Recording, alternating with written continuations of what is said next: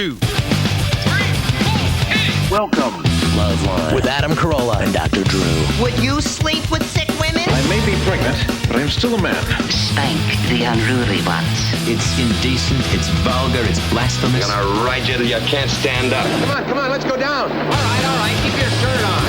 LoveLine's meant for an adult audience. LoveLine may contain sexually oriented content. Listener discretion is advised. Here's LoveLine with Dr. Drew and Adam Carolla. By physician, Dixon medicine specialist. And tonight our guest on the fabulous LoveLine is the scrumptious Kennedy from MTV. Hi, Adam. Hi, Drew. Hey, Kennedy. How are you? Good. God bless. All right. Sugar Ray tomorrow night, and then... wait, is that tomorrow night? Yeah. Yeah. Then Michael Penn. Yes. Who, I'm a big fan of his music, and looking forward to meeting him. Never met the guy. Not quite sure what he's been up to in recent months or even years. But he's a great artist. And yes, he is. Very talented. And as is all of the Penn boys. Aren't they? Like the Baldwins. Mama Penn should be very proud of her children's work. Chris, Sean, Michael. You think, is there a fourth Penn brother that probably somewhere, and he's sells oranges off the 405? The next Sharon Stone movie. How many Baldwins are there? 4. 4. There's Dan, the one, the Baldwin they don't talk about. Right. Although he's an actor as well, Yeah, right? he's in motion pictures. All he's right. just not Stephen Alec or Billy. Right. Oh, Billy. Is Billy the one you're into? No, not really. You're still a virgin, right? Oh, Jesus, Adam. I don't bring it up every time I Do you see it. still I'm just molest curious. puppies? I don't know. Well, that's not. My that's boyfriend not a does the crime. best impression of you. Oh, really? Yeah, he's like... Is his penis small? I don't know where he's like, oh, that's funny. I go, Kennedy, baby, when are we going to box? How's that snowboarder? Yeah, baby. Yeah. Hey, why don't you get me a beer? Oh, who am I, Austin Powers? Yeah. Is he asking to shag, too? Yeah, baby. I like your boyfriend, mainly because he likes me. Yeah. Because there's a little rivalry. Kennedy... This is another... He's got this whole sort of line of women, this whole sort of yes. group that all have boyfriends. That he Right. claims to be in competition with the boys. I guess you've joined that group. The delusional side of you hasn't calmed down. Well, I mean, Kennedy, you have a subtle interest in me. I mean, if Subtle. No, it's overt. If you weren't hooked up with the snowboarding guy, you know, there may be some sparks or something. Oh, yeah, Adam. Right? I've said that in letters and on the phone for years. and poetry. Yeah. I broke into her hope chest the other night and found poetry with my name all over. All right, so we won't put you on the spot anymore, but everything's going fine. You're doing the beach house. Motel California, it's called this year. Oh, it is? Yeah. Okay. Is that on the air now? Yeah. Oh, that's right.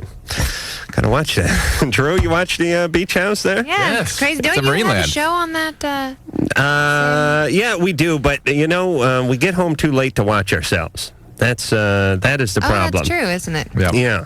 All right. And see, I usually watch the MTV late at night when I come home, and they're just showing the naughty videos. Yeah. Which is all right with me. Yeah, they started showing adult videos at night. Yeah.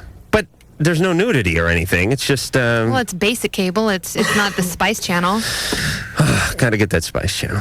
All right. So you're doing the beach house. Can we talk about the illegal remote hookup you did to watch porn in New York last time? Oh, yeah. He's talked about it at length. Yeah. In fact, he's advised people how to do it. Yeah, I'm not... I know, I have mixed feelings about talking about this because if I get everyone into this, then the man is going to catch on, and then I will no longer be able to watch free pornography. And I shouldn't say just pornography, Kennedy. I watched the Flintstones while I was in New York 786 times. Ooh. And only masturbated 700 out of those times. Because seeing... Flintstone, was it Rosie O'Donnell? Yes. In that tight Betty dress? Oh. Every dress is tight on baby. Rosie. I got news for you. All right. So now, Kennedy, you want to talk about other ventures, books, lectures, things like that? Anything you want to promote? What about these specials you were doing? Oh, I did a how-to special. Yeah. That was really fun. Are you going to do more of those? Yeah, I hope so. How to what? Well, I learned how to play the drums with Lars from Metallica. I learned how to motocross, ride a dirt bike with Jeff Emig, who just won the Supercross series. Your life is like a douche commercial. It really is. When you're not motocross riding, you're out on a jet ski or you're snowboarding. I mean, think about her life. Every time I talk to Kennedy, hey, Kennedy, what's up? I just got back from Australia. What were you doing there? I was snowboarding. And see, you have a life when you ski in places that other people didn't know there was snow. Right. Like when stupid people like me. When it's summer where everybody else is. I just got back from a skiing trip in Brazil. Really? Oh, yes. They have a very Mount Titicaca over there. It's beautiful. We took a helicopter. Are you asking me? Really? I went to Tijuana 6 years ago. Kenny, you have such a life. Oh, thanks. I mean, you do appreciate that, don't you? Of course, yeah. I mean, how many miles would you say you travel a year? Have you ever calculated that? No, I'm like gold and premier and all the little airline things. Where did you go last year? Or let's say, forget calendar year, but let's say in the last year. In the last year? Yeah. In the U.S. or international? Well, I don't know all the places I've been in the U.S. because I travel so much for work. Right. I mean, I've been to Washington, D.C., Oklahoma, You did that whole she went on like Bob Dole's campaign trail. Yeah, the 96 hours to victory. Right. That Victory's a very elusive town. You should have, what they should have called is 96 hours to Victorville. That would have been doable. All right, but and where out of the country have you been? Well, I just went to Maui. No, I'm kidding. I did.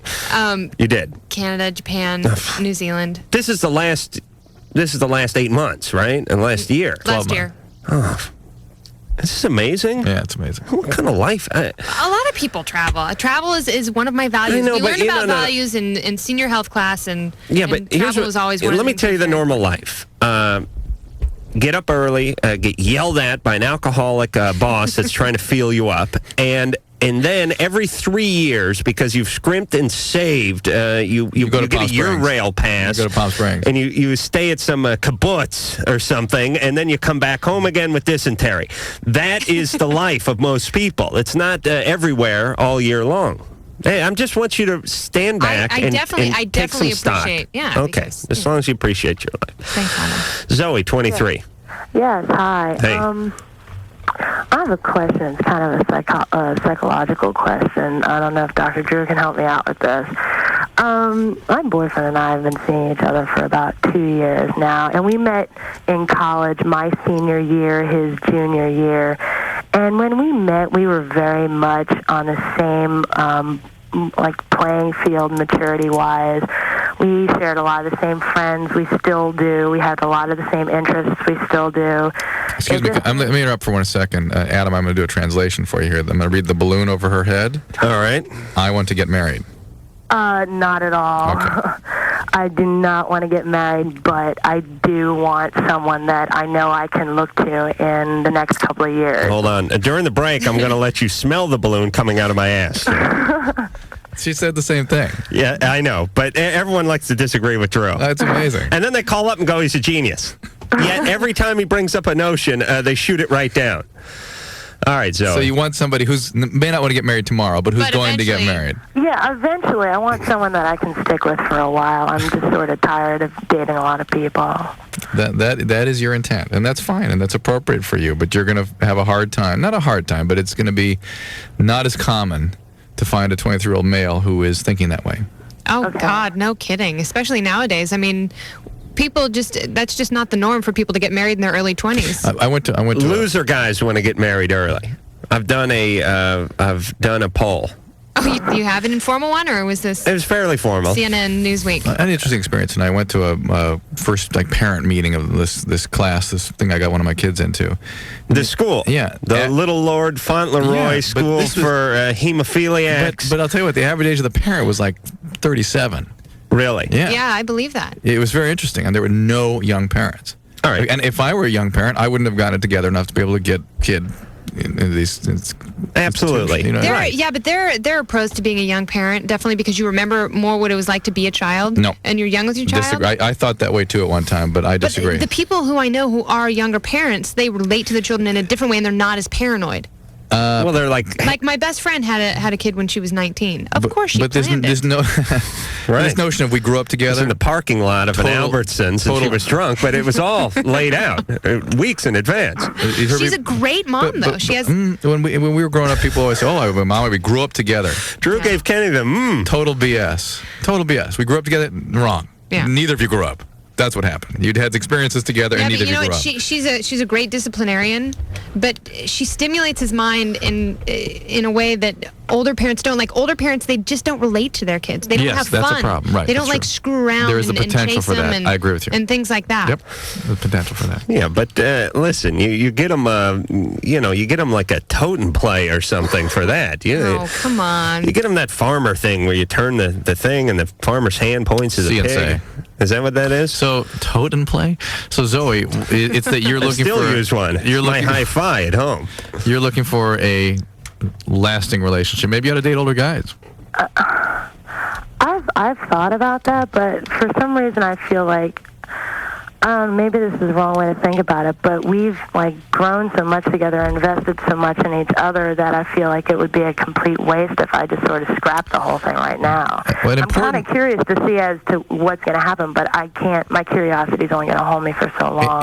A more important thing for a guy than who they're dating, in terms of when they're going to get married, is where they are in their life. Yeah. Guys make their decision about when and who to get married based on how their life's going, where they are, how old they are, not so much who they're dating. It's not like this is the person. Typically, it's hey, I'm 28, I'm 34 now, whatever. It's time to settle down. I've got a job. I'm okay. All right. Now I see my life going somewhere 10 years from now. Yeah.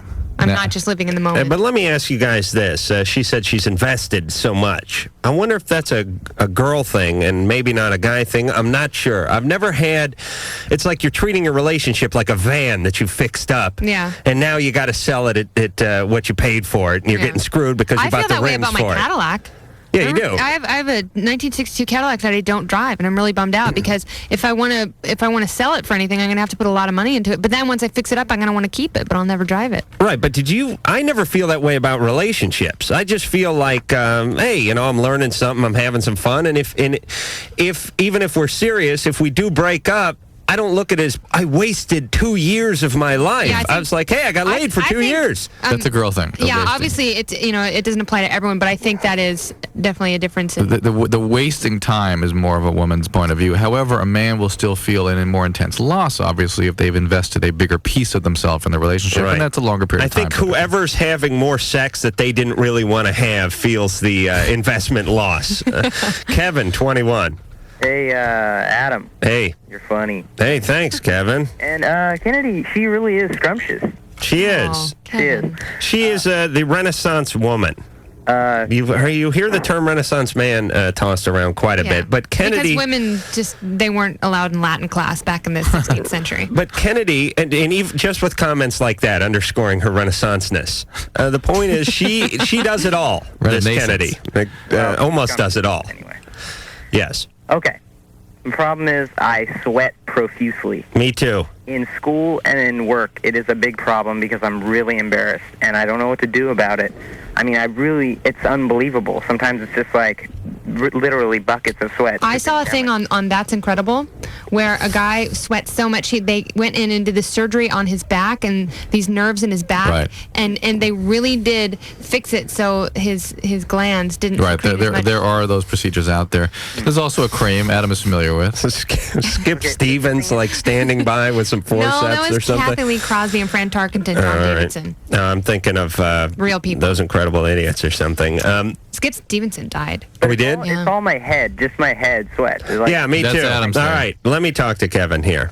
Where? Is it the brow, the forehead? The whole face, but it seems to come from the forehead and just like gush down. Are you a big guy? Are you an overweight person? No. No, you've seen this guy sweat? Yeah, I've It's pathetic. It just pours off his forehead. But I wanted to ask Dr. Drew, actually, because... Wait a minute. Hold on a second. I want to stand up for sweaters around the world, and not the cardigans or the pullovers. I'm talking about people that perspire too much, We're living in places. We're living in a PC society here, so let's take a stand. All the minorities have been covered a long time ago. All the religions have been covered, and overweight people are now falling under the the umbrella of the they are, aren't PC they? society. Yeah. What about people that sweat from the face? Society looks at you as a criminal, as a shifty. Right. You look very shifty when you sweat from the forehead.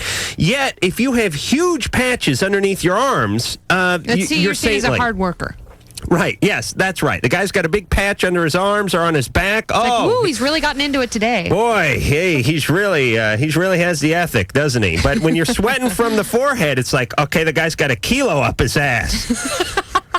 All right, I sweat from my forehead, and Drew, have you ever seen a patch underneath my armpit? And we've exercised. We've boxed together. Nothing. But it is pouring down my forehead because that is true. Thus, I called it pathetic. That is where I sweat, and it is a genetic Maybe thing. that's where you hold your tension, Adam.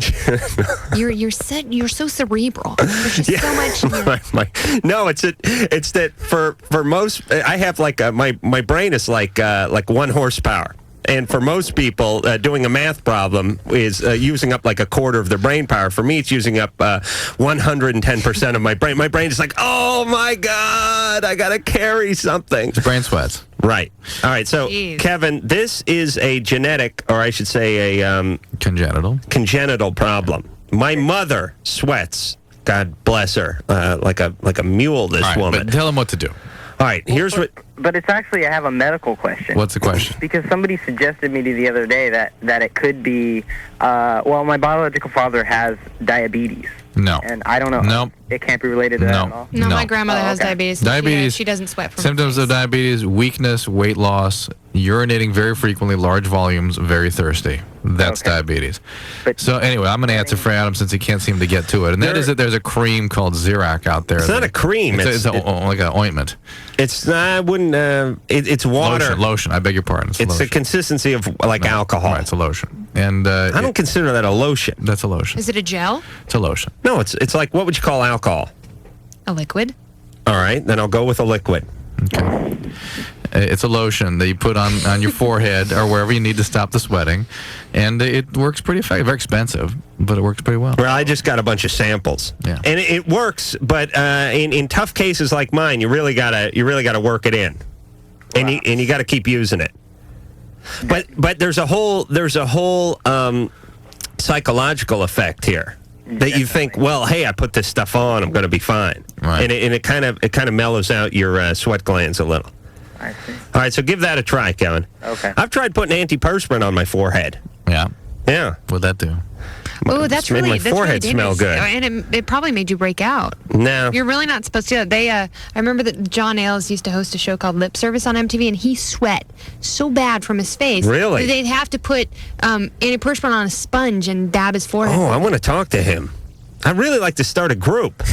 SA, yes. Come on, because I swear, society really comes down on those who sweat. Yeah, you hear people bad-mouthing sweaters all the time. Well, he's just sweating like a pig. They picked a pig. They don't pick something friendly, like a chipmunk. I love pigs. He's sweating like a sea otter. They never say that.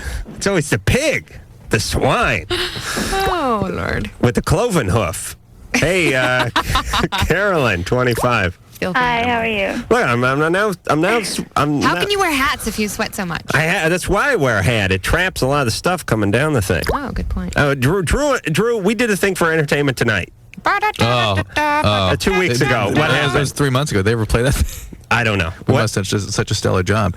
They had to pull out a bunch of like wind machines and point them at Adam because he was pouring sweat.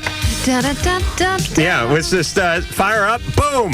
It's like they could have made the story a quasi-celebrities who sweat too much and shouldn't be in the industry. All right, Caroline, you're 25. Hi. Hey. I have a problem, and the problem is that I love two outrageous guys, and I've been in a relationship with the first one for 2 years and the other one for 1.5 years. Ew, yuck, really? Yeah. And how do they know? that? Do they know about each other? Like, how does that about a feel to year do that? ago- That would seem so weird to me to be going out with. I don't think I could do that. People have. But I have a really guilty been like, conscience. how are you doing this? And I think I would feel guilty if I didn't love them both. And but since I do, it's like, Do they know about each other? I got caught once. Is it really possible to love two people at one time, though? That's what I want to know. Am I crazy? Yes. Am I nuts? Is this possible? No. One of them now once is like talking move in, and then the other one. Wow, you should have him call Zoe. She's 23 and she's really looking for someone. Marriage. This is a way of not being intimate with somebody. This is a way of keeping somebody a little bit at a distance. I don't know. Growing up, I loved Kate Jackson and Cheryl Ladd. So and Adrienne Barbeau. And Adrienne Barbeau. So there's three. Remember her in Cannonball Run? And I was That's where I keep my license. And I was just as committed to the three of them as I was to myself. And that's about the level of involvement that you have to maintain in order to do that sort of thing. But I've been, well, the lies have had to get pretty thick. What was your family of origin like? Divorce, both of them. My mom. Who did you live with?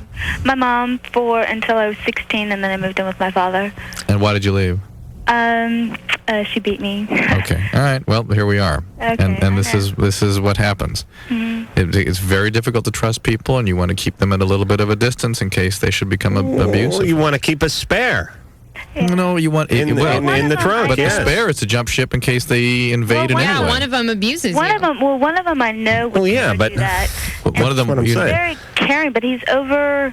overprotective. They're one of these jealous types. Yes. Are those two seeing only you exclusively? Mm-hmm. Yes. These guys are so flawed. Do they know about each other? You said you were caught once. Yeah, but I talked my way out of it. Now, do you tell both of them you love them? And yeah, and do you tell them like I love you and only you? Part of relationships. That's so part wrong, of actually having a relationship. That's what, am I wrong for doing this? Should I just dump them both, or part of having get on with my life? Or I think you need a third. Well, what happened is it started out. I was dating the first one, and he. So hold on a second. She was dating the first one? Well, the first one. I hadn't met the second one yet. Uh-huh. The first one I've been dating for 2 years. The first one you'd started with, like, okay. Oh, I don't know about a relationship yet, and just give me time. 6 months went by. You told him that, or he told you that? He told me this, and so I'm like, okay, I'm not gonna, you need to make a decision. He's like, well, I don't know what I'm gonna do, so I'm like, fine. So I went out. I started dating the second guy I met somewhere, and then finally, about a month later, the first guy was like, okay, I'm ready for a relationship. Meanwhile, I was dating the second guy, and I'm like... It's interesting how this guy only became allegedly available to you when you were really no longer available. He didn't know. So, no, but people... He sensed your subconscious knows this stuff. Yeah, you know when someone is... Yeah, I mean, so you've chosen an emotionally unavailable guy, and you've made yourself unavailable. It's just, these are very, very unhealthy relationships. You are going to find a world of pain and very little gratification living like this. Part of having a relationship... just choose one? No, That's I think... my problem is I don't know, like... Well, anybody you choose is going to be the wrong one, almost by... Oh, that's good. Damn her. Well, that's good, Drew. Whichever of these two she chooses, certainly it's going to be the wrong one, because both these guys, as you said already, are flawed. I don't trust either one of these guys. And it's like... I don't see how she could trust either of them either if she can't trust herself. That's the point. Part of a relationship is... sharing Put of that on a card, engineer Mike. What did I say? Not you, Kennedy. A relationship is sharing of yourself honestly and genuinely. And if you can't even be honest about the most simple elements of involvement in the relationship, it's not a relationship. It's not a relationship. It's not a relationship. Let's turn this into a musical. All of my most sensitive areas were inflamed. Really? LoveLine will be right back to deal with inflamed, sensitive areas.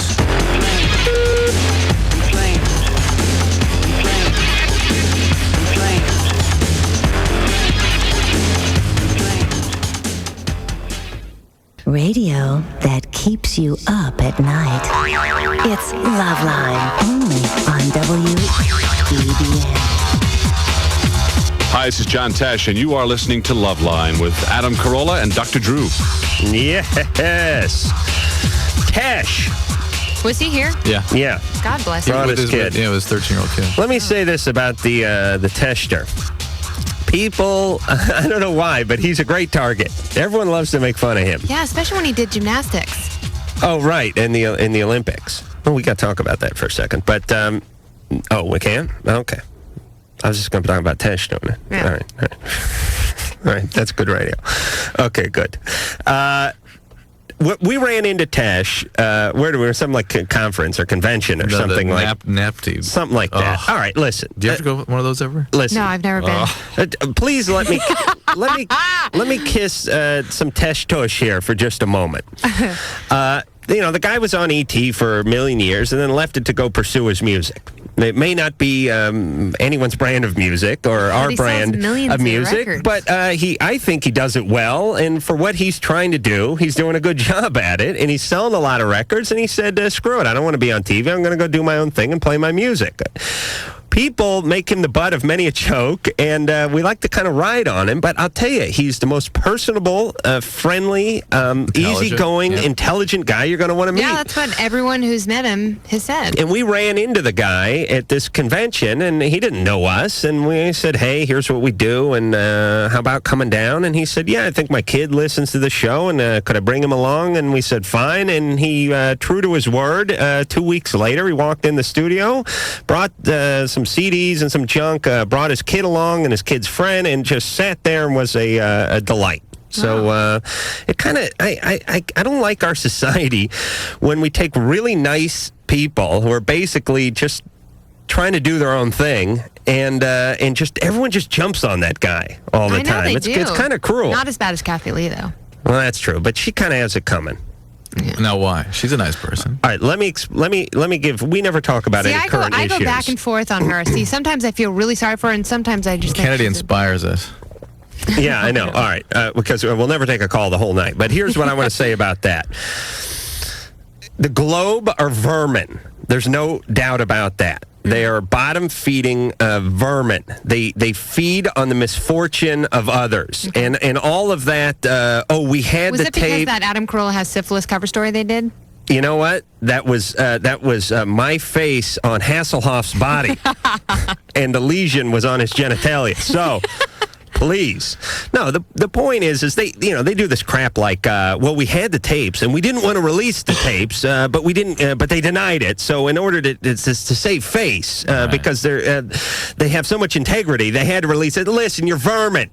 You are vermin. There's no doubt about that. I hope you have fun cashing the checks, because you're going to be hammering those checks in hell one day. I guarantee it. You make a living off of exposing other people's weaknesses so that society can feed on it. It's a sad, sick profession that they're involved with. But as far as Kathy Lee, she sets herself up because she's out there. Here's Cody, here's Frank, we're so in love. She rubs her relationship in the faces of people for years and years and years. People can't identify with that. And now people are just waiting for her to stumble. Yeah. If she kept a low profile and didn't bring the kids on and rub it in everyone's face all the time, then it wouldn't be such a story. But when you set people up, they look for you to fall. Also, I think we live in a time of lots of disappointment, and a lot of people live expecting idealized lives, this entitlement people have these days. And she looks like and sort of touts or flaunts the notion that she has an idealized life. Everyone wants her to be human too. Yeah. Everybody wants her to feel like we all do, and that things are not so ideal. And so she sets herself up as a target. Right. She makes way too much, and when you do that, you better be squeaky clean, because you know everyone's going to put the jeweler's loop in and see if they can find a flaw. And they certainly did. But it does not let people like the Globe off the hook for just being despicable. Corey, 15. Hey. Hey. And by the way, I just want to say this. Why, as a society, we all just talk to these a-holes like the Globe and talk to them as if they're above reproach. They've done nothing wrong. They put a video camera in a room, got some tape of a guy having a liaison, and then spread it out all over the place. Something that 30 years ago they would have been ostracized for, because we had a code. This country used to have a code, and now it's all out the window. We used to have ethics. Ethics and journalistically and morally. And now no one takes responsibility for anything. Completely they do. gone, and everyone talking about the Globe, and nobody has attacked them yet. I wish more people would. I wish they would just boycott them George and say, screw Clooney you. doesn't like those tabloid talk shows. Now, see me sweating now? Yeah, actually I do, and you're red. Well, My brother's criminology class, he learned that people who turn red really fast and they got angry were insane. How much your brother make a year? I put him to work at my house. Corey, 15. Hey, Adam. Hey. I just think you remind me a lot of Oscar De La Hoya, you know? Oh, really? Yeah, you guys look alike. Why? No, Ann, hold on. Ann is vomiting into a trash can back there. Why? No, Oscar has a pretty boy face. I know, but... Have you seen Adam? Like, Adam's... You're more rugged, Adam. Oh, thank you. Okay. That's what I like. Yeah, you're more like the Marlboro Man. Than... Oh, that's what I like. Okay. baby. Good backpedaling, Ann.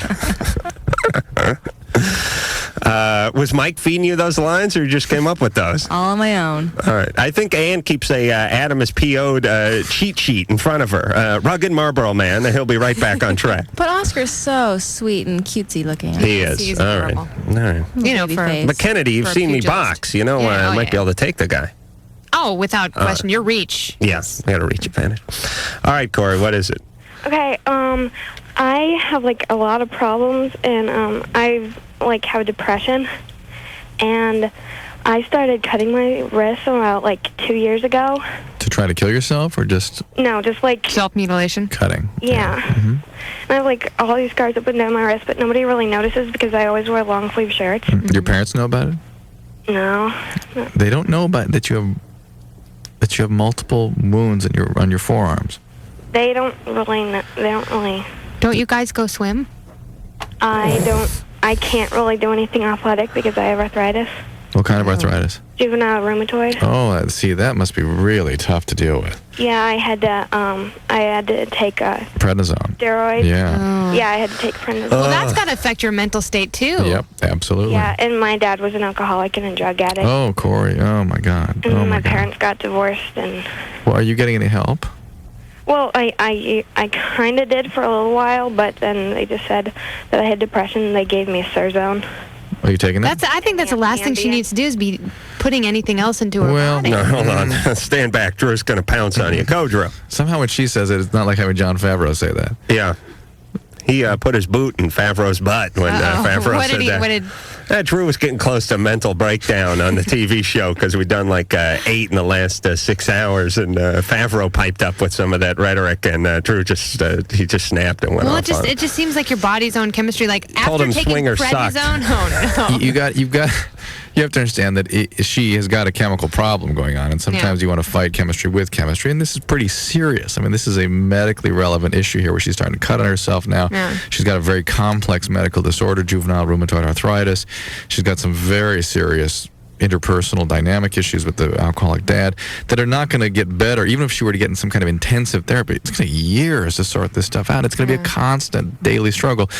To take the edge off that, to fight the biology that she's got, and to help her have a meaningful life, I would think medication would be appropriate. I do. Are you taking the Serazone? Uh-huh. Yeah. I take... Does it help at all? No, is that something that... really noticed. Does it help you sleep? Does it help you? I take Ambien, too, because I can take, like, 2 Unisom, and it doesn't put me to sleep. I took Trazodone, and I could stay up for days. Does Serazone have to do with serotonin levels? Yeah, but it's good for sleep. It's a good one for sleep. Hey, Drew. Yeah. Hey, Kennedy. Hey, Adam. How are you? We're running late for a break. Drew, you want to talk to Corey off the air?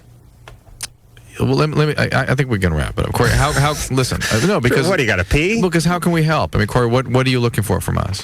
Okay, well, I was just hanging out with a bunch of my buds, like, last Wednesday, and, like, I was just wearing, like, a normal long-sleeve shirt as usual, and, like, my friends were, like, bugging me about it, and they were just asking me why, because I guess they're suspecting something, and this guy pushed up my sleeve a little bit, and he saw all the scars, and, like, he just started freaking out. I didn't even say anything, and then he just started freaking out, and he, like, went and told everybody, and now nobody will, like, take my calls, and nobody calls me anymore, and I don't know what to do.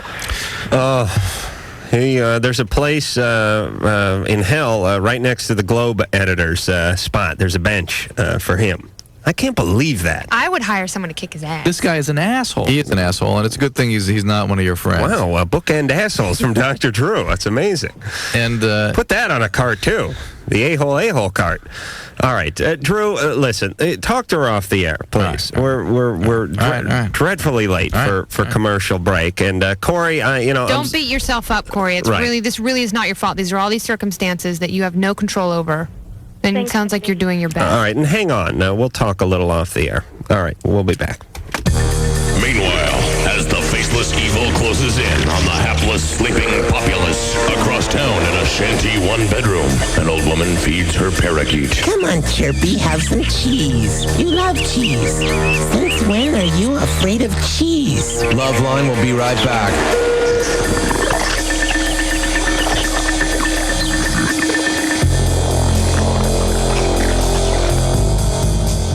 Suck on this. LoveLine. All of my most sensitive areas were inflamed. Oh, yeah, it's a good one.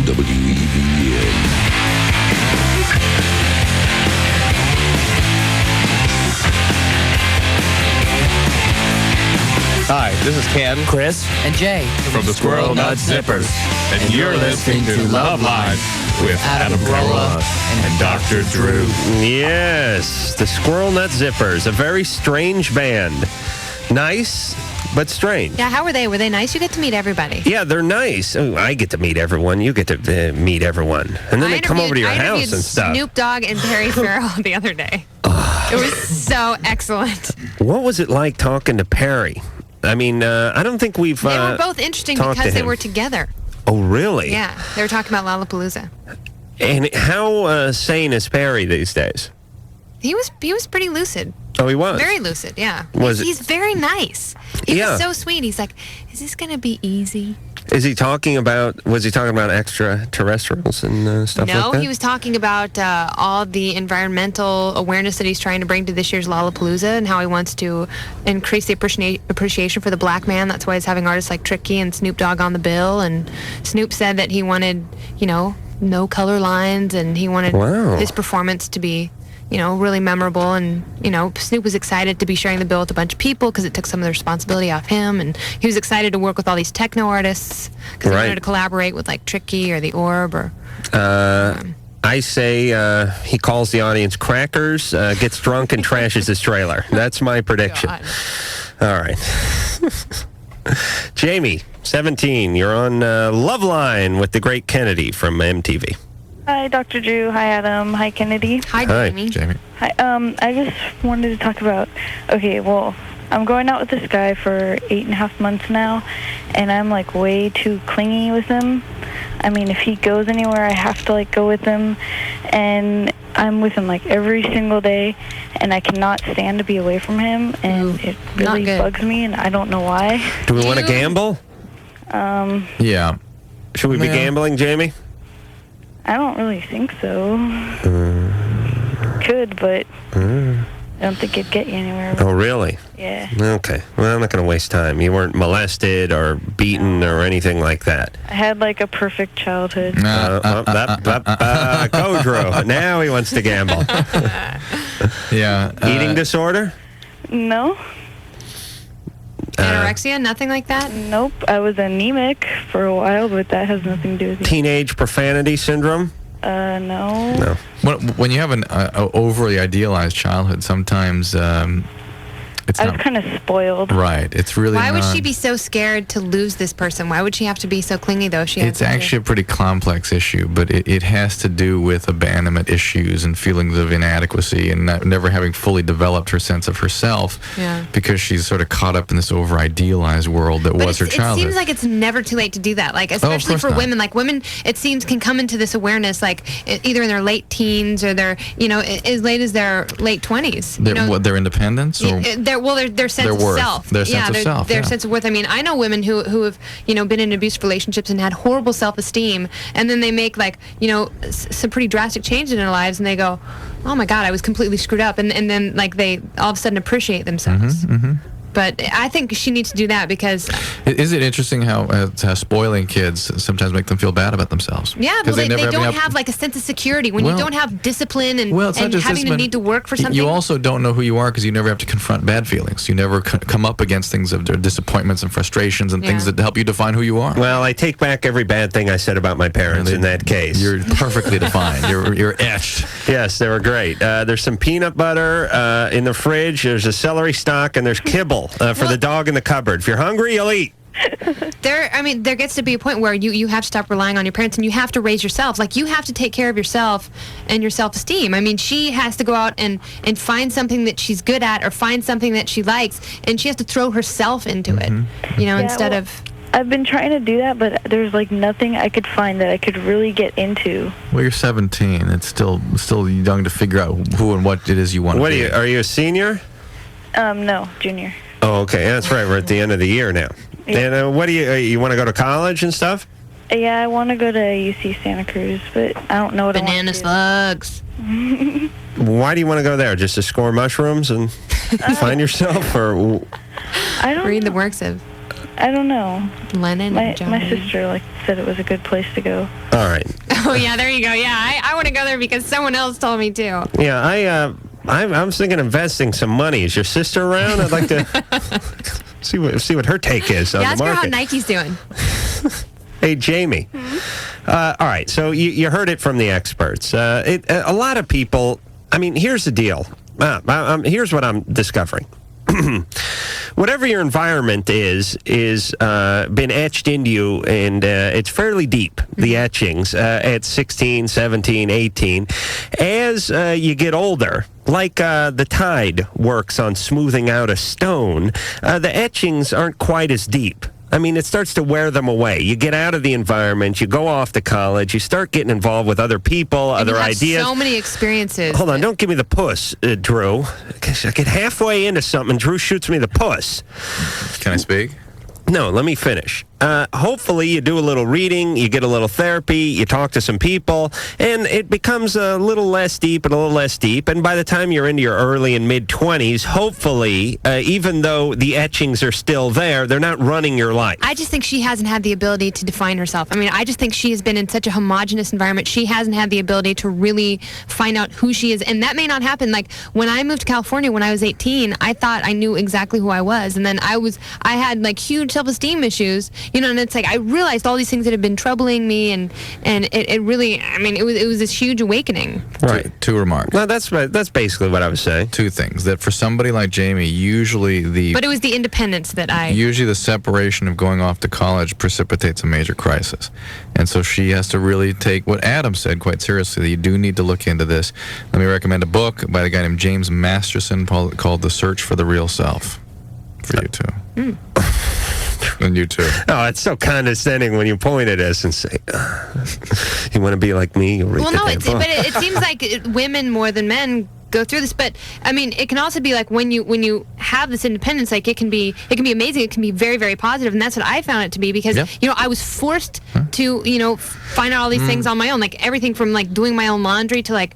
But you had the resources and life, if things hadn't gone the way they went, it's hard to know what might have happened. You know what I'm saying? Yeah, that's true. Your environment helped you, for whatever reason, things worked out. Yeah. But if it had just been in college, grueling through years of... yeah, I know girls who freaked out in college, too. I mean, and they get pregnant. Okay. Well, listen, let me remind the two of you we're on the air and that the show is a caller-driven show. We're responding to a call, though. This is a girl who's... We're responding to a call we got at 10:10, though. Joe, 16. Hi, I've never taken acid before, but I want to take it. Baby. Yeah. And how much pot do you smoke? How much pot do you smoke? Not that much. No. How many days out of 7? Just like every now and then with my friends. Do you drink a lot? No. Do you do X? No. Why not? Any of those synthetic designer drugs? No, I haven't started, but I just I have curiosity about them.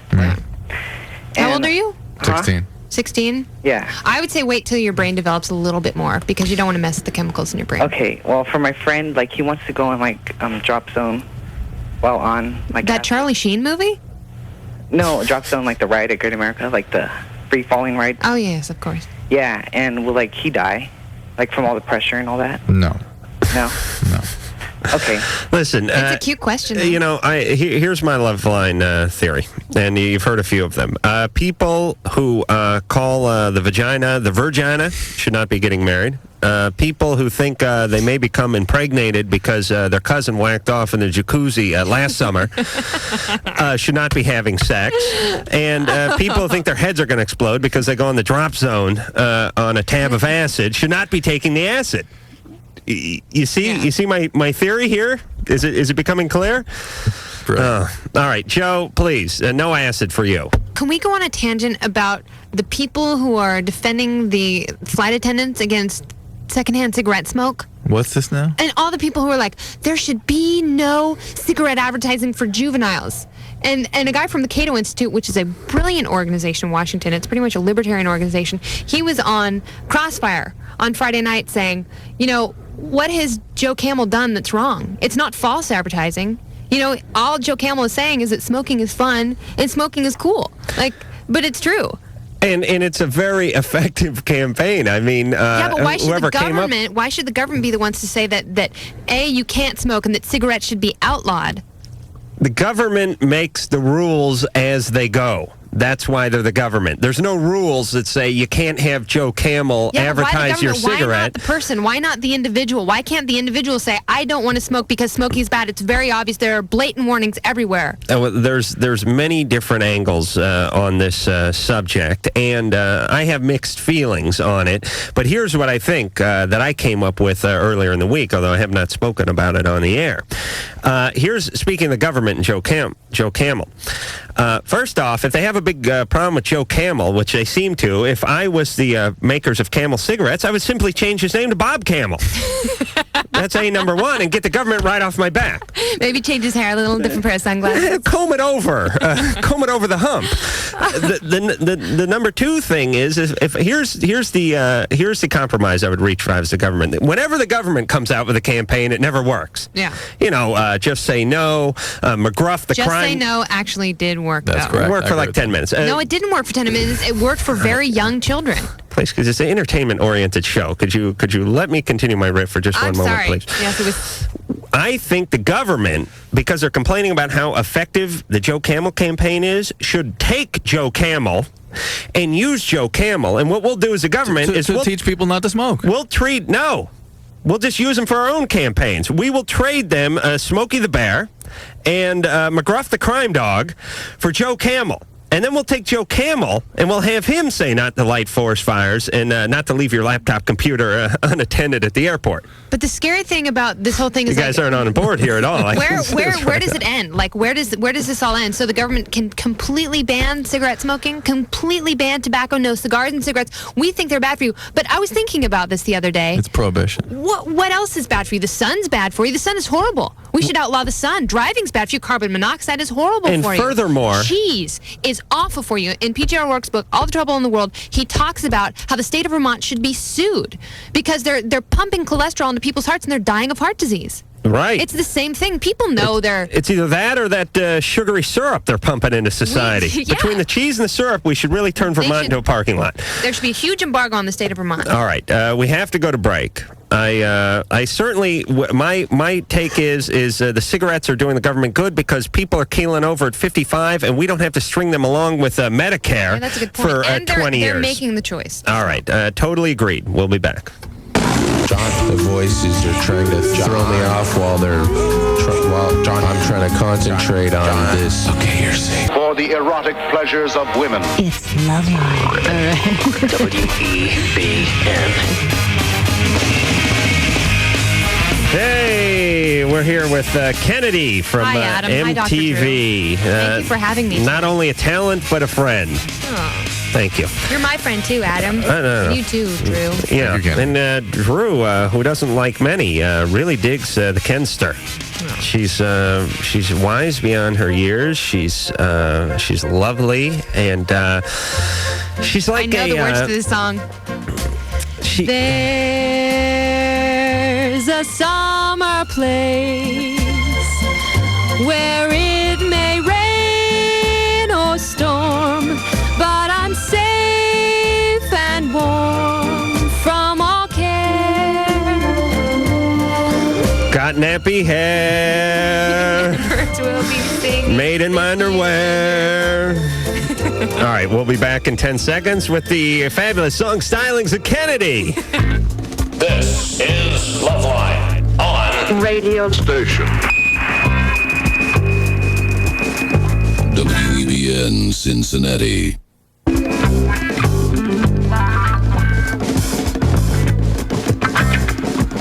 All right, more Loveline. I'm Adam Carolla. That is Dr. Drew. She is Kennedy from MTV. Phone number 1-800-LOVE-191. Fax number 310-854. Why do you stare at the picture of Val Yankovic? 4455. I was looking at the clock, actually. I don't know why. Weird Al. I could have hair like that quite easily. Or hair like Soupy's. Because Soupy has hair like Al's that he's combing. There's a picture of Soupy Sales right next to Al. But Kennedy. Yes. Even though you're a friend, we still would like to discuss your work and your projects and that kind of thing for about 45 seconds, but we'd like to discuss it. Okay. Now, what year are you on with MTV? 92. September of 92. So it'll be 5 years in September. Really? Yep. And an enduring personality. I mean, you've seen a lot of folks come and go. Yeah. Who was there when you got there in 92? When I first got there, Steve Isaacs, Karen Bryant, and Karen Duffy. Uh-huh.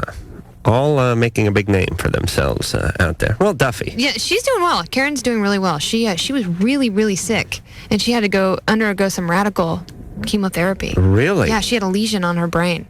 Oh my God. She was amazing. I talked to her a couple times. She's so brave. And so incredible. She was so sick she had a slow drip, I guess, and she was still working the whole time.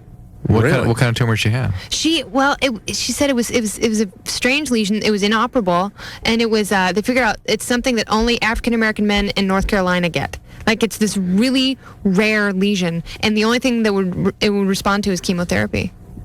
Wow. So she lost all her hair, and since then she's gotten better, and she's still working. African Americans in North Carolina. Well, there's probably some sort of army testing facility in North Carolina. Kennedy. Yes. So you're on your fifth year. Yes. And when I know MTV's a little sketchy with the lineups. It's really like spin the wheel of programming every night on that network. But when can we find you most consistently? There is no one consistent time since Alternative Nation has gone off the air. Mm-hmm. I'm on during the day. I interview a lot of celebrities. Right. And down at the beach house. Down at the Motel California. Motel California, right. So I'm on throughout the day. Did you ever go to Marineland when you were a kid, Adam? Oh, you talking to me? Yeah. That's where it is. That's what they converted into the Motel California. Oh, really? That's the old Marineland. Wow. Isn't that wild? Yeah. I left a piece of my childhood there. If you come across it. Wow, I thought that was a piece of tofurkey. I put it on my sandwich. All right. Don't make me discipline you. Joe, 32. Hey, how's it going? Good. What's going on, Joe? Well, basically, in a nutshell, I have my ex-girlfriend who's basically stalking me. She, I don't know, she thinks she's going to get married to me. Oh, Zoe. She foresees this in my future. Mm-hmm. What do you mean she foresees this in your future? Well, paranoid schizophrenic. Huh? Nothing. She thinks she's a messenger from God. Mm-hmm. I didn't know this when I first met her. She what? She thinks she's an angel. And she's thought that since you first met her? No, I didn't know this when I first met her. Well, she's become psychotic then since you first met her. Will she do a lot of speed? No, she's not on drugs. That's the thing that I don't understand. Well, she is psychotic now. That's called a delusion of grandeur, and that's when people talk about somebody being crazy. That's what they're talking about. People become delusional. Even if you look at yourself as a mediocre angel, they believe they are God or Napoleon or. So I look at myself as an average deity, and they believe they can have special powers and special thoughts, and they can. That's the whole thing. So I guess that she had it from the beginning on, but she didn't let it out. All right, Joe. Joe the genius was dating a crazy woman, and now is surprised that there's problems. It's not a matter of her letting it out; it's that she is decompensated now, and she is becoming mentally ill, whether it's a bipolar illness or some kind of, as Kennedy said, some kind of schizophrenic process. Yeah. See, what happened with me is I fell really, really deep in love with her, and. Well, she needs to see a doctor immediately. Yeah, she ended up getting together with my best friend. I'm not kidding. Listen, we don't need the particulars. She needs help. She's a serious medical problem. All right. How does he get her to help? How does he steer her to help? Is she coming around and doing funny stuff? Well, no, it's what she does is she'll sit outside my window because of the situation where I live. I can't see her, but I know she's out there because she'll write poems and letters and send them on my car. And the hours that I go to sleep, what I say to my friends who are in my apartment, everything. And then she'll leave notes at where I worked. it just keeps going on. And then when I see her and try to tell her, move on, she doesn't want to do it, and she starts getting... Joe, she is psychotic. Do not try to rationalize with somebody whose brain is not working right. You should call the authorities, and they can get her into a psychiatric facility, probably against her will, because she is gravely disabled. Oh, that's Kevin, so 20. Unless, I don't want to dwell on my... what if she really is an angel? That's Kennedy, here's my point exactly. We are living in a society where if you stop, 80% of the people on the street and you say, do you believe in the Lord? They go, yes. And then when someone says, hey, I talked to Jesus, take him away. Yeah. He's a nut job. Yeah. So I don't believe people believe like they say they believe. Otherwise, if someone said, hey, I'm an angel, or hey, I spoke to the maker last night, they'd go, really? Good, what'd he say? Do you understand this thinking? Not really. Okay. You believe in God? Sure, yeah. Right. Okay, so you believe in God. Yeah.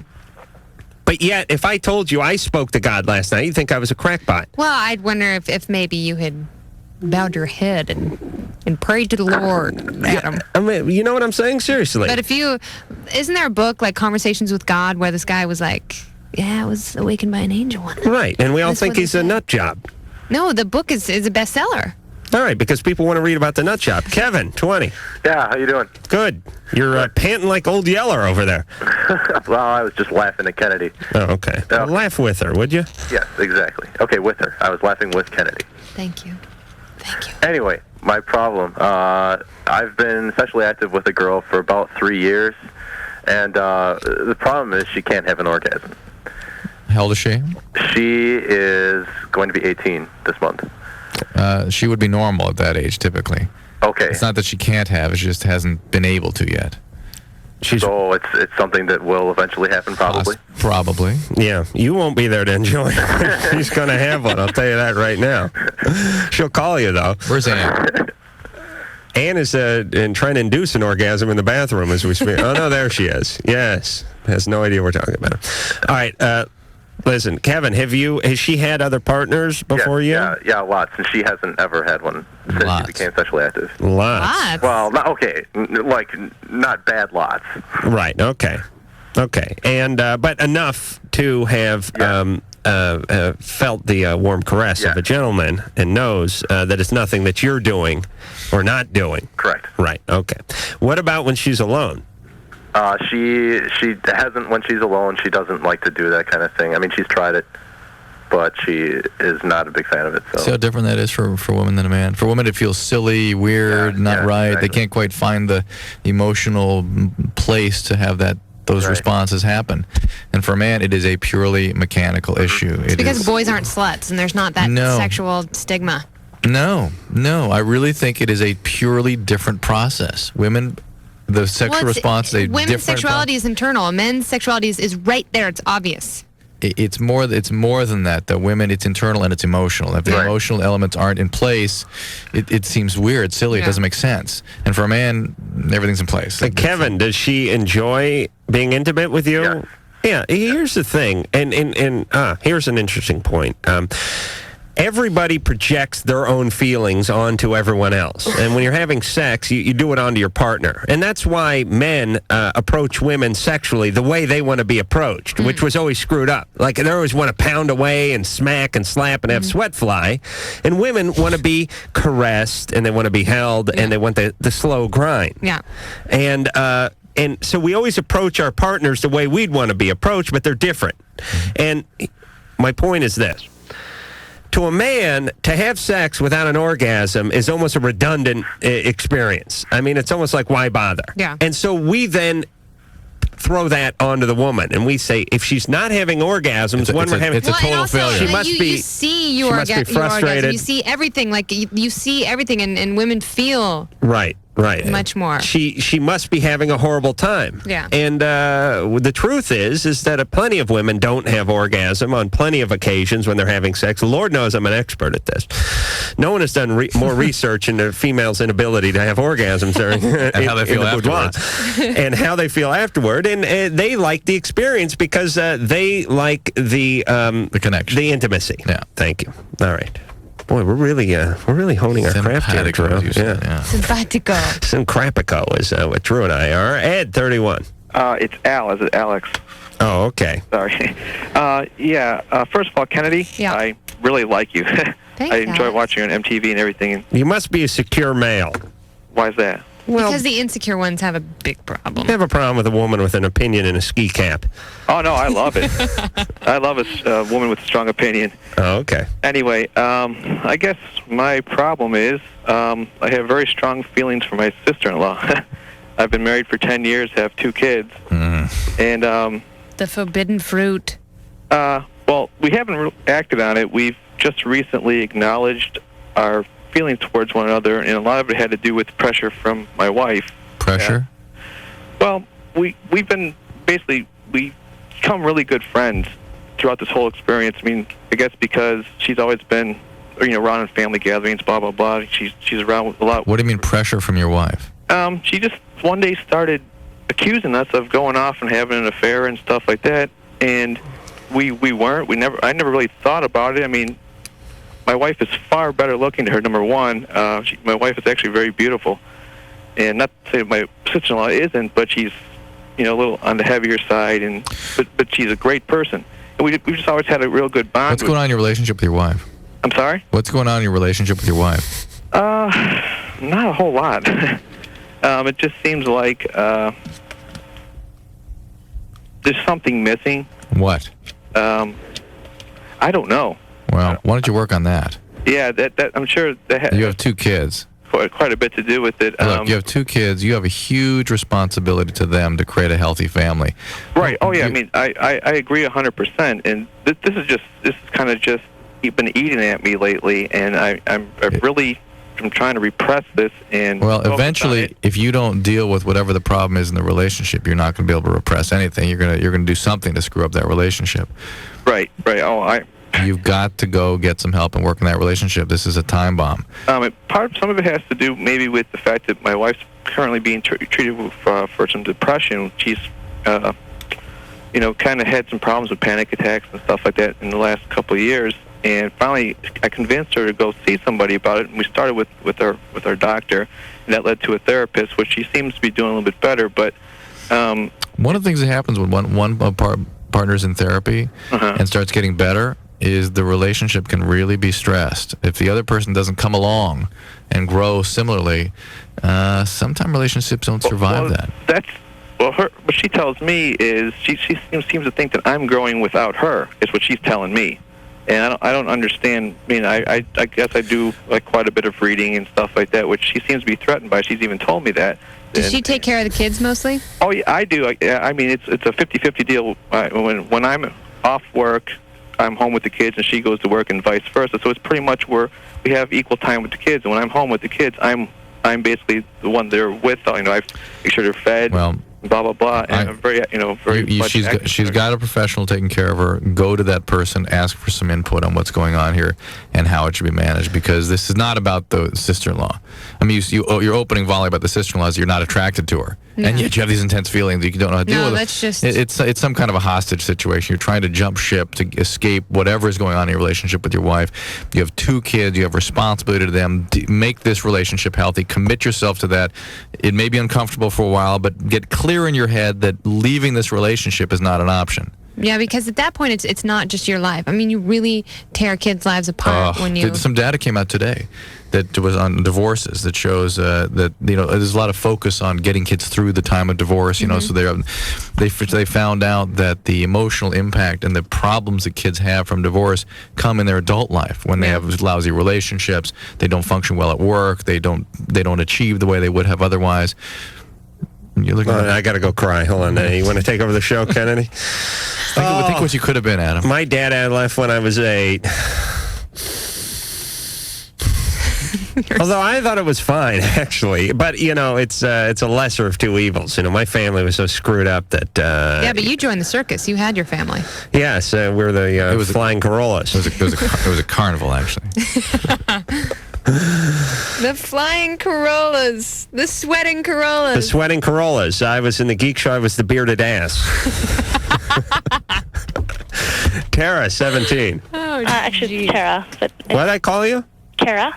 Oh, it's Kara? No, it's Tara with a T. That's what I said, Tara. Oh, I thought you said Kara. Oh, stop correcting people your whole life. It pisses them off. Yeah, you're right. Okay, anyways, I dated this guy for a year and 2 months, and we kind of went through this makeup breakup crap, and finally in January we broke up for good, and we broke up for 4 months, and now lately my entire thoughts are just consumed by him, and I know he is the guy I love. I love him with all my heart, and I'm trying... You don't.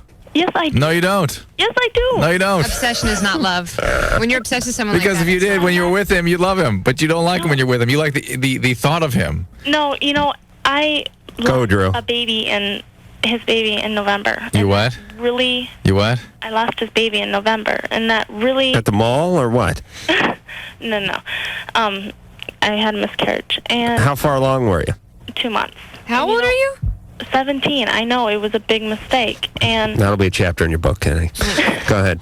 No, and, I was really torn up by that. It really hurt me bad, and, But were you planning at the time of seeing the full, going through full term with the child and then having a relationship with him? No, I was going to go full term, but give it up for adoption. We both knew that, there's no way we could have a baby Right. at that age. Oh, well, there is a thread of sanity here. Yes.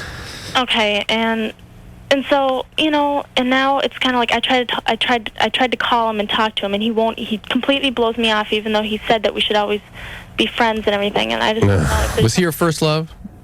Yeah. Okay, you are getting to the point where you're actually having to say goodbye to this relationship, and you're just not willing to do it. You've been able to distance yourself and sort of deal with it realistically for a little while, but when it really comes time, when you're really having to confront the fact that he is gone, you can't do it.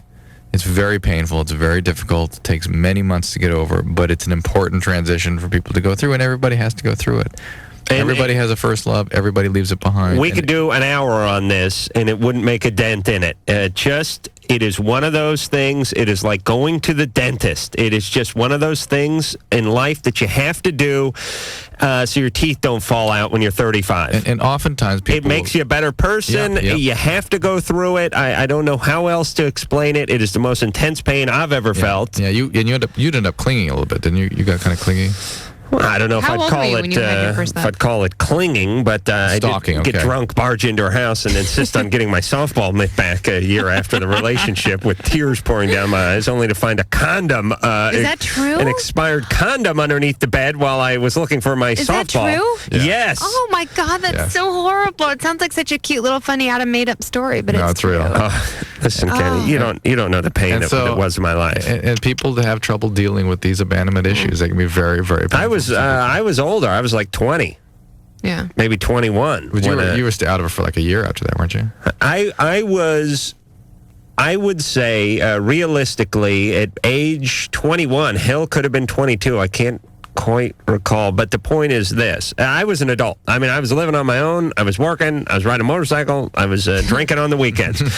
And I was in a profound funk for a good 9 months. And I mean like close to suicide kind of funk for like 9 months. And then for probably 3 or 4 months after that, in a pretty bad way. I mean, the greatest, and my life was such a horrible mess anyway that it was so painful. I was installing closets with 6 born-again Christians for a living, taking a unit over at the junior college, and basically getting my car towed every other weekend. So, and living in a 1-bedroom apartment in North Hollywood with 3 guys. God, that sounds like my life when I moved to LA. Except for the Christians. Okay. That really only confounds things, the religion being mixed in when you're trying to kill. As a matter of fact, one time when I was at my when I was at my worst, when I was at my the worst night I ever had, like maybe the day after I found the condom thing or something, I got into the van at 7:30 in the morning with the born-agains. One guy used to speak in tongues. Ironic, he didn't speak much English, but he spoke fluent tongue. And they'd carry the Bible, and they'd ask for traveling mercy before we went out to Encino and install the closet. God, I should tell you the time I installed a closet in the wrong house. That is my favorite closet installation. The wrong house. And installed it because they had a Spanish maid who didn't speak any English. I'll tell that story when I come back. But we were driving in the van, and these guys were asking for traveling mercy and this and that and everything else. And I said, boys, I'm in a real bad way this morning. And they said, it's over a woman. And they said, I said, what do you guys do about women? And they went, we just sit back, brother, and we just wait because God plans it all out, and God takes care of us, and God this and that. And I just went ballistic for about I just lost it at that point. Just started screaming about the devil and killing and just. All right, when we come back, remind me to tell you the story about the time I installed a closet in the wrong house. I don't think they're aware of how much they suck. Hey, that's not very nice. You kissed my mother with that mouth? I mean, your mother? LoveLine will be right back. Oh, you're right there. It's LoveLine. On WEBN. Oh.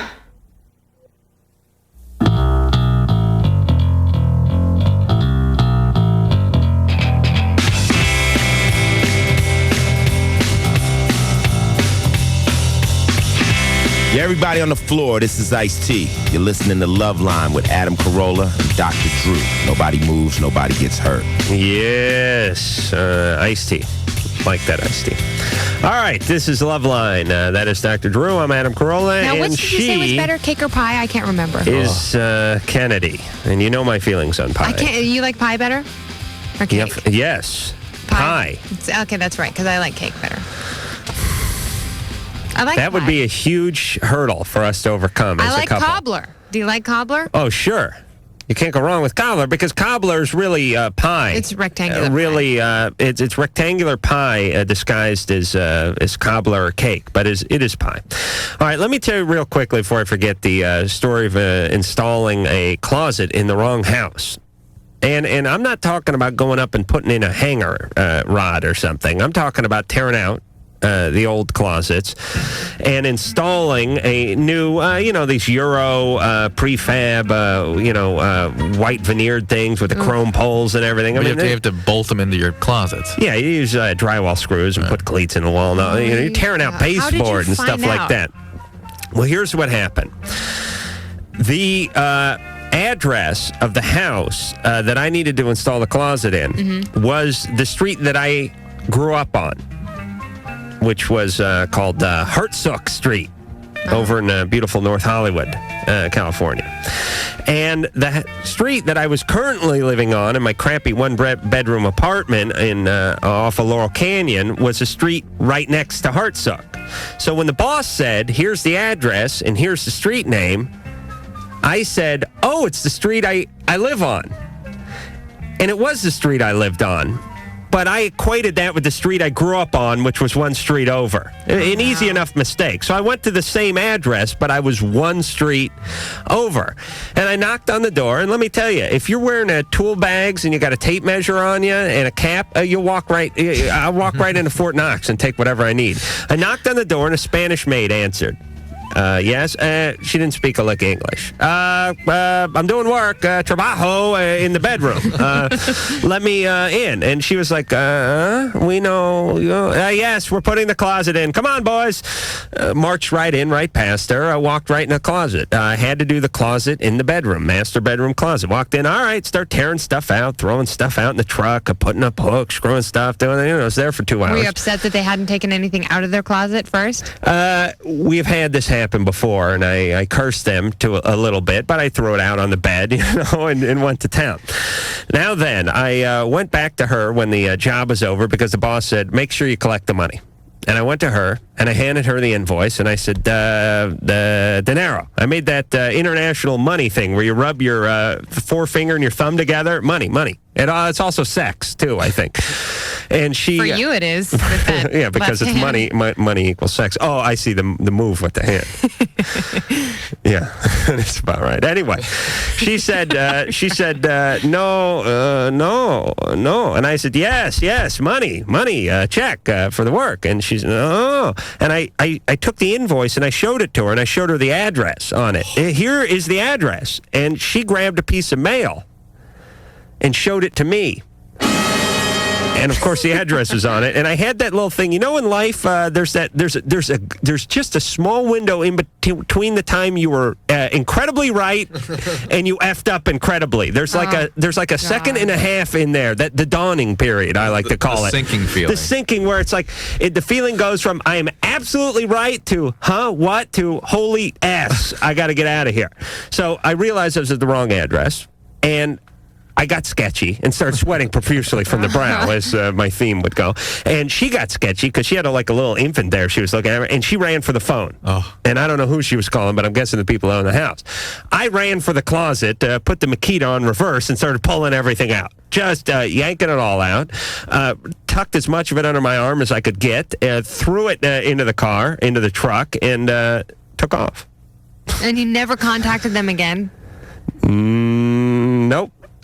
Oh, Adam. What was I going to do? I was young. I was scared. I was confused. Could you imagine if I really just left the closet in there? Normally, we don't take pay. We get paid a week later when they send it in. Could you imagine them coming home to a closet that was installed? They probably would have been stoked. I know, except for now there's just a bunch of holes in the wall. Oh, you took it all out? Oh, yes. I had to go install it in the house down the street. Oh. And imagine Did this... you go to the house down the street and on the other street? I was an hour late, and she was like, where the hell you been? And I gave her the old don't ask. But imagine the Spanish maid trying to explain to the owners when they came home from work that day what the hell went on in there are a bunch here. of holes in their closet. Crystal, 22. Yeah, how you guys doing tonight? Good. Hi, Crystal. This is for Kennedy. Okay. I occasionally watch the MTV show, and I just wanted to say you're a really good influence for young women that are growing up, because you're not that ditzy blonde on Singled Out. No offense if she's your friend, but I can't stand her. She's an idiot. My friend. She's super nice. Well, she just acts ditzy, and I think you speak your opinion. You say, what you're feeling, you stand up for what you feel, and I think that's really good. All on cue cards. I don't want to burst your bubble. They are? But it's all on teleprompter. Yeah, I don't have an opinion to my name. Oh, you don't, do you? No. There's a whatever sounds cool at the moment. middle-aged, balding Jewish man who's saying, here's Kennedy's take on Joe Camel. Oh, well, then. Yeah, and he's with me right now. Irv. Irv Rubenstein. But that's basically it. That's very nice of you. That's very, very flattering, because I tend to hear. But even if someone compliments you, you only remember the negative. Yeah, and listen, we are definitely living in a society where when a woman has an opinion and takes a stand and has a little zest and verve and some intelligence to back it up, a lot of people, women included, and I don't know why, but they feel very uptight about this, as if it was an attack on them, whereas guys get praised for having this attitude. Yeah, that's true. It's nice to be propped up every once in a while. Fred. Hello. 33. Pismo. Hey. Hi. What was that last word? Pismo. I'm from Pismo. Oh, okay. But I just wanted to check in with Dr. Drew and find out what the deal was with... Burly penile papules. Excuse me? Kennedy? Hi. Hi. Hi, Brad. Sorry, forgot to mention you. I just wanted to check in with the bit about having the orgasms. Males technically ejaculate. They don't technically have orgasms unless I'm missing out on something. Do you have any idea what I'm referring to? A climax is an orgasm. Male or female. I heard males can't have orgasms without ejaculating. I've been with women who have shuddered. I've never shuddered, just shaken to where I thought they were having like a seizure almost. What, Fred? Yes. What is your point here? He was referring to the fact that you're having an orgasm. I look at that as a woman's. The word orgasm is describing the human climax. Okay. Human, male or female. Okay. That's what the word means. I was referring to it as like having a ejaculation and orgasm. No. It's two different things, but they happen at the same time in men. Right.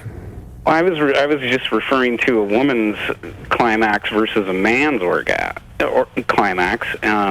It didn't seem the same with any woman I've been with. Not that I've been with a ton of women, but I mean, each one of the women has been different. Well, mostly the times they've had an orgasm, it's been like they've just shuddered. They have just completely almost lost control, and then... Oh, you wild man, Fred. Fred, what's that? Stop me, Adam. I want to dive through the microphone. I don't ever shudder like that. All right, hold on. Let's put the shuddering aside for a second here. Okay. Let's close the shutters for a second. Okay. Fred, time to close them. Let me talk to you for a second. What video store do you work at? I don't work at a video store. You don't? I don't rent videos. You don't? No, but I've been with women. What do you do for a living, Fred? I inspect produce products. Mm-hmm. You're a produce guy. Yeah. And what does that entail? It entails, thumping a lot of product on quality. Uh-huh. And So you were the guy that let the strawberries in from Mexico. Thanks a lot. Absolutely not. Do you do a lot of... Not even close. You do a lot of thumping and probing? I wouldn't call it probing. All right. You've never had sex with a rind or some sort of a cassava melon that went into the reject pile? You've never mounted it in any way? Oh, I hope not. Okay. No. All right. Fred, you smoke a lot of weed? What's going on with you? No, I was just trying to refer to the orgasm thing. It doesn't... All right, men have orgasms. Okay? No, I'm sorry. And yours have been different than the women you've been with. That's because you're a man and they're a woman. No, because Fred is Fred. Fred, But Fred is also your assuming that orgasms are unique, and no one has the same orgasm. Right, and Fred is assuming that all males have them like him. No. He's making that assumption. And some males have pearly penile papules. Your semen is much like your thumbprint. There's nobody else whose semen matches yours. Is that correct, Ro? I guess, yeah. Is that so? Well, I mean, the sperm are all genetically different, so yes. So if a guy were to masturbate at a crime scene, they could use that? Yes. For what? For IDing him? Yeah. I'm just saying, they say no to thumbprints. That's DNA. Yeah. All right. Just listen. I don't mean to overstate the obvious, but we have a lot of young stone listeners who are asking themselves the same question. And I get ridiculed for bringing it up. Yes.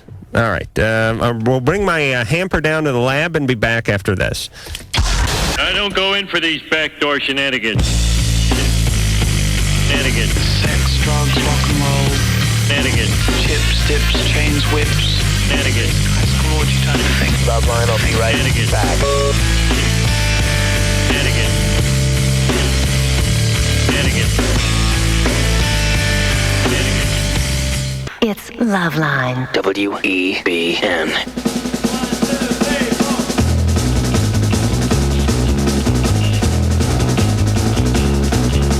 Hello, this is Julio Iglesias, and you are listening to LoveLine.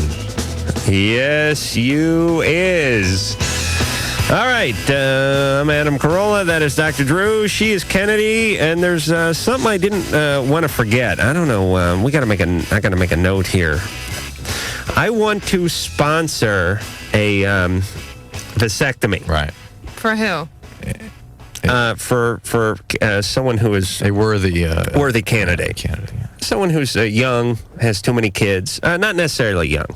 Not too young, because it'd be a hard time to have a vasectomy or a hard time getting it through. Anybody who's been irresponsible with their sperm. Poor parent.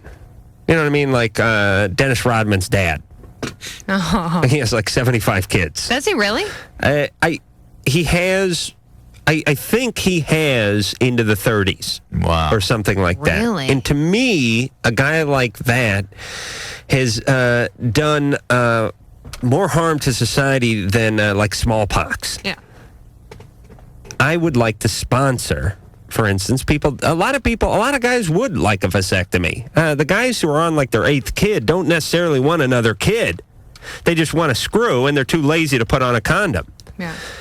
I think if we had sponsored vasectomies, we could clean up this world of ours, one bad dad at a time. Okay, so I hear it's about $500. I have said I will put in the first 50. Engineer Mike's down for 20. Drew's down for 20, and the girls and Ann are in for 10. So that is $100. Now, what we will do is have a bit of a telethon, and it'll be like Jerry's Nads.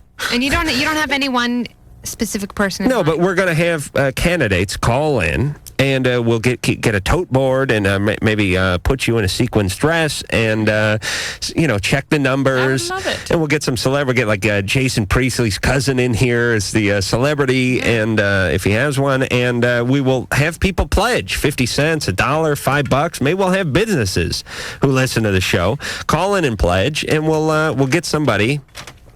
We'll get somebody vasectomy. Drew, is this an idea? Yeah, absolutely. Okay. Yeah. All right, I understand, Drew.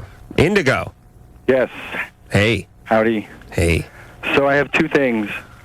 One is, I guess, first of all, probably for Dr. Drew. Yeah. And you may have some experience in this department.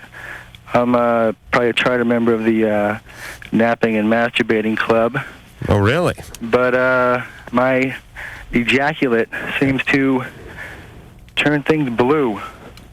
Like even a light blue towel will be turned a darker blue in like this little splatter pattern. That means your hamper's pregnant if it turns blue. Wow. If it turns pink, you just got to do a load of laundry. All right, so when you masturbate, whatever you masturbate into turns blue. Pretty much. This is a Tammy Wynette song, isn't it? I don't know. Okay. So is that something that could be dietary related, or is it something I should, just getting checked out? Have you tried it on a white towel? Yet. And what happens? Turns blue. Sheets turn blue. I've never heard of anything like this. What medication are you on? No medication. Mm-hmm. What does your diet consist of? Grape flavor Razzles? No serious artificial colors or anything. Pretty sound diet. Mm-hmm. Yep. No explanation. Perhaps someone broke a ballpoint pen off in your urethra many years ago, and it is passing through it on its way out. No recollection. Hold on. Hold on. Ann is cracking her own crap up over there. She wants to know if you're a Smurf. Nope. No family history of blue fuzzy things. All right. Second thing was... It's not a gag masturbatory towel, is it? My buddy's got me one once. Nope. Where I masturbated into it, and it came out like the Shroud of Turin, and it really turned me off. They stay blue after washing and everything. All right, what's the other question? I'd like to sign up for your vasectomy program, please. Oh, you would? You bet. This is not going to help your...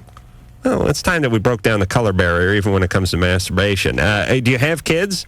No kids. Been married 2 years. Neither one of us wants them. Mm-hmm. Would improve our sex life greatly. Oh, it would. All right, why don't we... I'm really more concerned about people who have kids and shouldn't be having kids, but it doesn't sound like you should be having kids. And here's what we're going to do, Indigo. Yes. Sherry Indigo. or Lisa? His name is Indigo, and he's... Interesting. That's my stage name, so I didn't have to give up my... what do you do? What stage? All right, listen. Well, no stage. Just my name is sort of unique, and people would know that I'm a huge masturbator now if I was in public with it. All right, yeah. I keep that under wraps myself.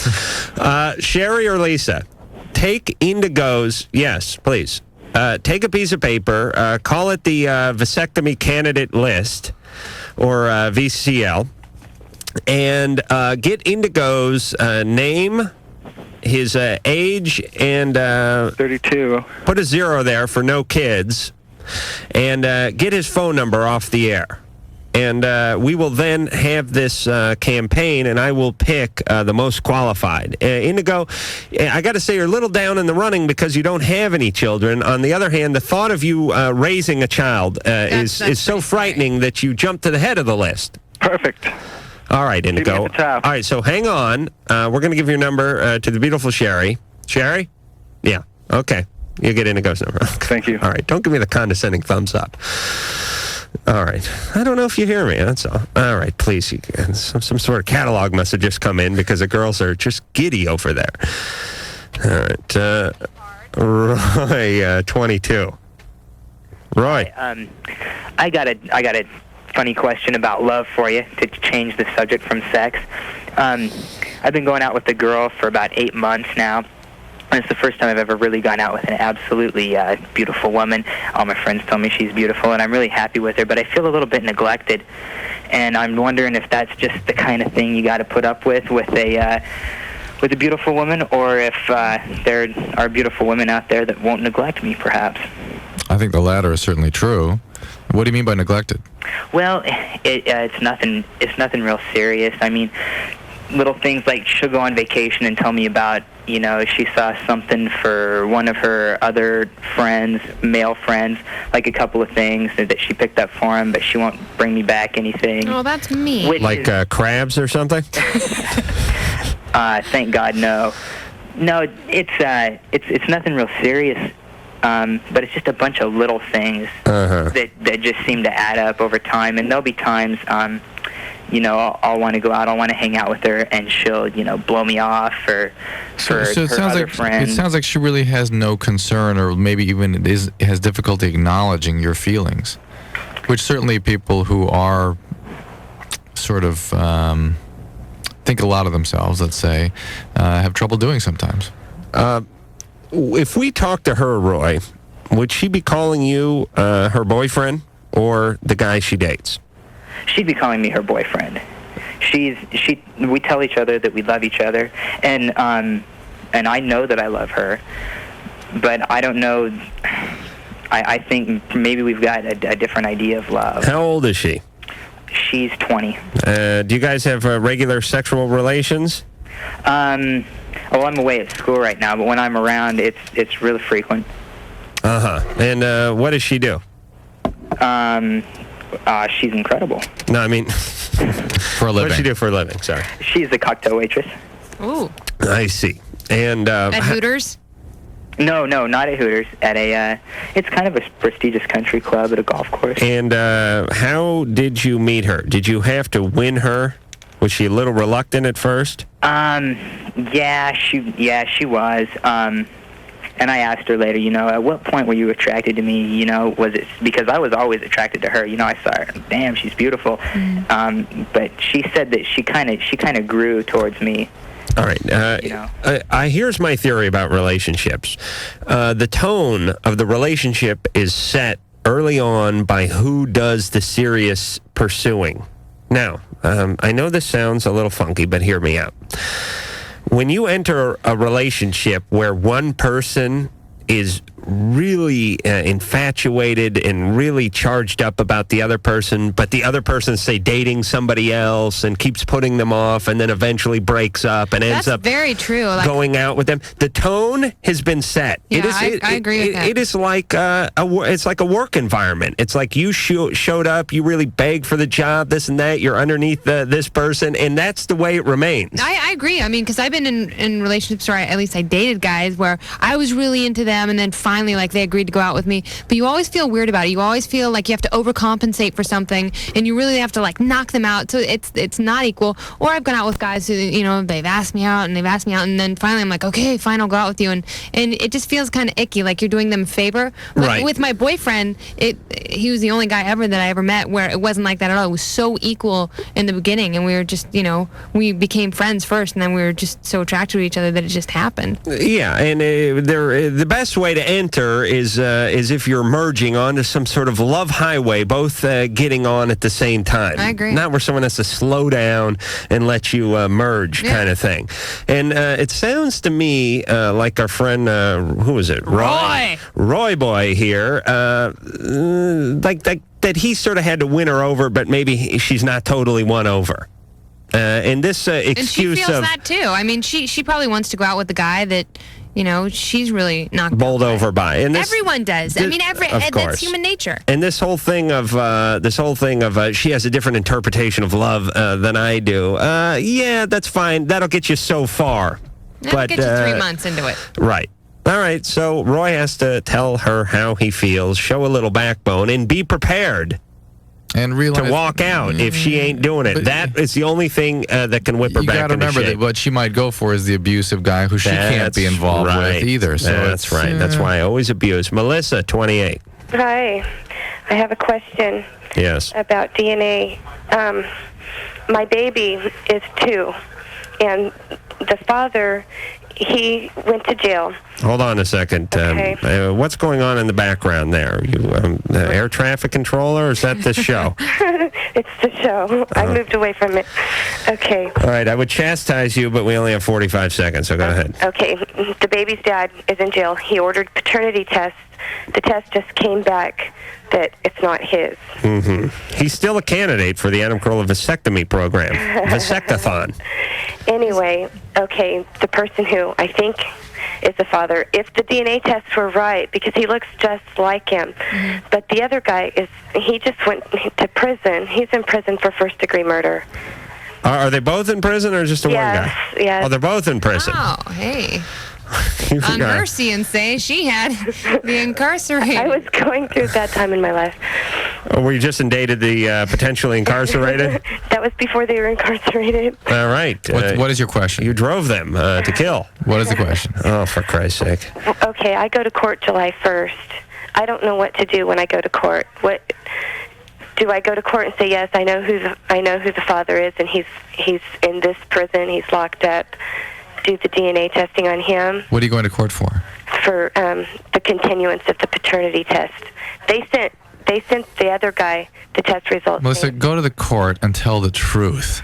Why is that? So you have to ask a question about that. Because you go to the court and you tell the truth. That's what courts are for. I don't want my son to know who his father is. He's only 2. He doesn't have to be in the courtroom. No, I know, but when he gets older and starts asking questions. That's what you do. Tell him that, you know what? Tell him that the father was a guy who accidentally installed a closet in the wrong house. And you were the maid. Or a beautiful closet. Tell him his dad was Geronimo Pratt, and he is in jail, but it was trumped up charges, and this whole FBI thing going on. And he might get out stop. Yes, and the first guy who's going to kill is me. Everybody. Oh, for Christ's sake, what the hell was I dying to say about this? Don't have kids. All right, don't have kids. Thank you. I began to float up and away from my body. Lady, you better get back here. If you're not here when LoveLine returns, they're going to be pissed. Float.